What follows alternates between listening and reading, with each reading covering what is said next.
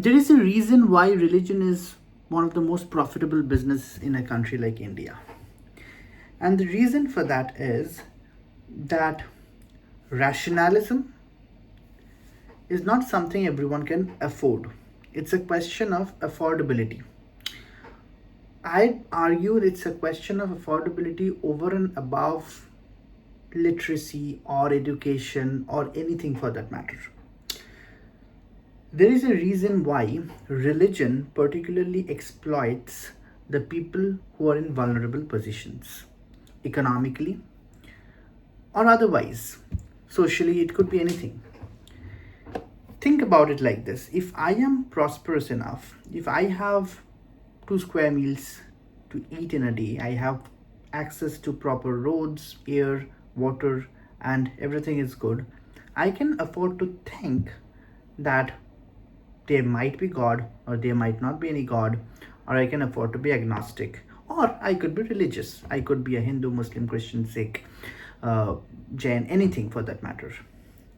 But if I do not have access to all of these things, to think that there is no external power, there is no higher cause, and it's just pure luck that I'm born in the streets, or I'm having such vulnerabilities, or I am victim to this particular crime, or whatever be it, it's very difficult. And it's not only a question about rationality. Can't I be rational not to think about all of these things? No.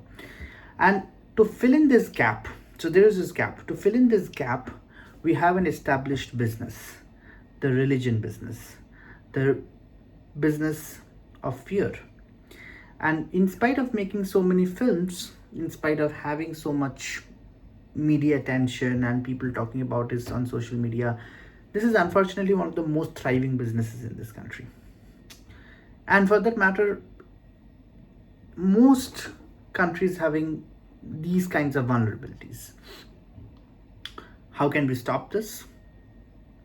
We cannot stop this until and unless we have economic liberalization.